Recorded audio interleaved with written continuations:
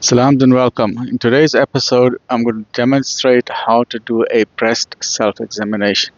Now, I don't have a breast to show you, and I don't have a balloon to show you. A balloon would be best.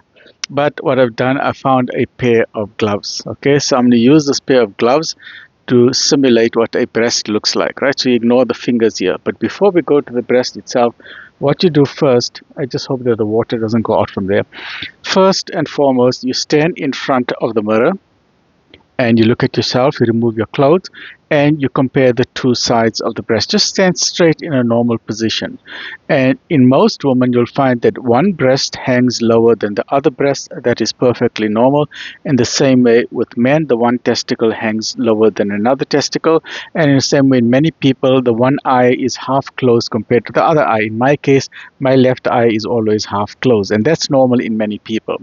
But if you're a person, you find that your breasts are the same, and now suddenly you find one is changing size or shape, then you must become familiar with your body to know what is normal and what is not normal. So the first thing you do is you just stand in front of the mirror and just look.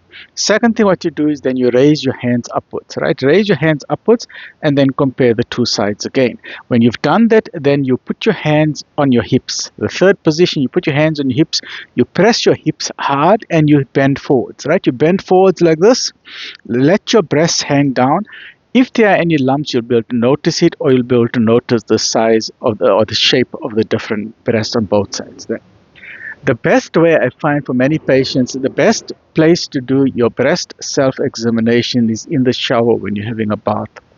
Some people like to do it on the bed when they're lying down. I will show you both the techniques, right? So ignore these fingers here. I will just hide these fingers here. So let us assume this is your breast, right? So this glove is filled with water, so it simulates what a breast looks like. So when you're in the shower, and please, I know for some cultural reasons, some of whether it's whatever the culture is in some of the rural areas, whether in South Africa or in the Far East or in the Middle East, some people don't want to hold their private parts or the breasts or the private parts, and they use a waslap or a lap to clean themselves.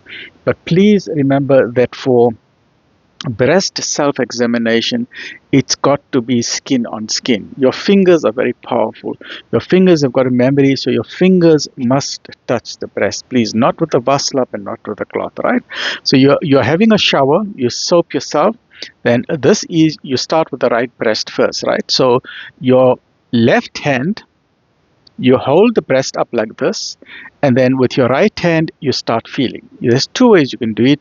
Where the nipple is, you start in a circular motion from the nipple. So you start in the nipple in the middle, and then you start feeling around, feel around, going in a bigger and bigger circle, completely around, until you have examined all parts of the breast. But don't just stop at the breast. You also examine further up to the axilla, because there's axillary lymph nodes here. Try and feel under your armpits. Can you feel any lumps under your armpits? Can you feel in your leg? Can you feel any lumps in your neck? Normally a doctor will do that, right? So if you can just feel yourself, just to get familiar with it. So the one technique you do, you just go around, you feel with your fingers, examine everywhere until you become familiar with what is normal and what's not normal. Other people try and do which is known as the wedge shape design. That means you mentally you say, okay, my breast, I can make it into pizza slices, 6 pizza slices.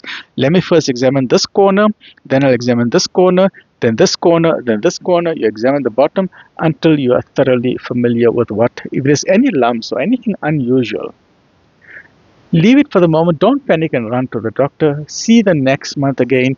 If that little unusual thing you're feeling there, is it still there or is it gone? If it's gone, don't worry, right? But if there's something unusual and the second month you're still feeling it there, go to the doctor, go for a mammogram and have it sorted out, right? And then you change your sides. Then you go to your left side and you repeat the whole process again. And then if you want to do it without the shower, then what the recommendation is, you lay flat on your back. You put, say, you start with the right hand side, you put your right hand under your head, you lay like this, and then with your left hand, right, you hold with your left hand, your breast is there, you start examining your breast. With your left hand, you go around the entire breast again, try and look for any lumps that you can find, because you will eventually find, you'll become so familiar with your breast itself that you'll know immediately if there's anything wrong or if there's something strange happening there. Even in intimate marital relationships, sometimes your husband may say, you know what, there's something strange that's going on here. So give all of the data or information back to the doctor, because all of that will help. And please remember that with any type of cancer, whether it is breast cancer or cervical cancer or prostate cancer, lung cancer, brain cancer, the rule about cancer is the earlier it is found, the better it is. Remember, cancer is like any other cell, but the body has got cells that are dying every day and are being replaced every day. New cells are being formed, and if the input and output is equal, this is known as homeostasis. There's balance in the body. There's 30 to 40 trillion cells in the body, so I'll just give it in a simple example explanation. Let us look at 100. Right? I'm not even talking about the word trillion or billion. Say if 100 million cells are dying today, then 100 million are being formed every day. Right? 100 to 100, your balance is zero. There's no change. But in some patients, whether it's genetic or whether it's X-ray radiation or some of the food or environmental toxins or the stress you're going through in your life or the foods that you're eating or the medication that you're taking, you find a trigger mechanism where your cells are supposed to stop, but the off switch is broken.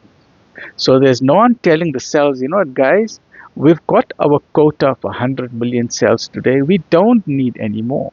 But the switch, the supervisor is no longer there, and he's not telling the people, guys, we don't need any more. And the cells keep on multiplying, multiplying, multiplying, multiplying. Now we all know that if you invite 10 people for a function to eat, but if 100 people come, what's going to happen? You're going to run short of food. So what happens? The cancer cells are very hungry. They run short of food. They start eating your body. They start eating your fat. They start eating your muscles. They start eating. They become very ravenous. So the rest of your body starts shrinking. You become thin because that cancer cell is very, very hungry. They're just multiplying. It's like immigration control. Immigration, there's no passport control. If you have passport control, if we have 60 million, like we had 30 million people in South Africa at the turn in 1994. But if there's no border control, instead of 30 million, we're now sitting with 60 million. And in any other country in the world, if your country can only cope with 100 million citizens, but if 200 foreigners come, you're going to have shortage of electricity, shortage of water. There's going to be immense stress on all the services. And the same thing happens to the body. And the rule there is, the minute you find that there's few foreigners, few immigrants, few foreign cells in your body, the cancer cells are few. Take it out, cut it out, throw it away, right? And you remove it. But if you allow it to grow, like any other migration patterns, they will go to this city, they will go to the kidneys, they'll go to the liver, they'll go to the brain, they start moving everywhere. Because once it overflows, once it becomes very busy in that particular area, if the breast becomes very busy, then the cancer cells say, hey, you guys, you're getting a bit busy here, and they start moving around all over the body. Please, please, please do breast self-examination on a regular basis, do your mammograms on a regular basis, and do your cervical pap smears on a regular basis. Stay well, look after yourself and your prostate-specific antigen for the men or any other. If you're over the age of 40 or 50, remember, you are no longer young. You are no longer young. Don't say that, oh, the medical agents want to make money, or the hospitals want to make money, or the doctors want to make money. The question you need to ask yourself, can you afford not to do that test? And there are many facilities that offer free screening tests, so please do it. The sooner you do it, the better it is. And remember, age is not a factor. We've seen patients in hospitals, in the pediatric ward. Can you imagine?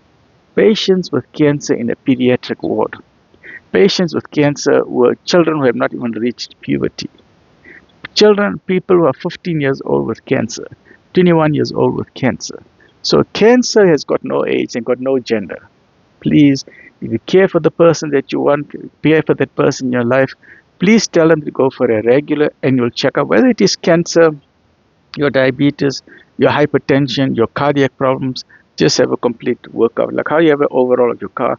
take your body in for a full workup. Just check out your whole body entirely, okay? And the only reason why we are doing this is to make South Africa a better place for all its citizens, so then all of us can have a better future for ourselves and for our children.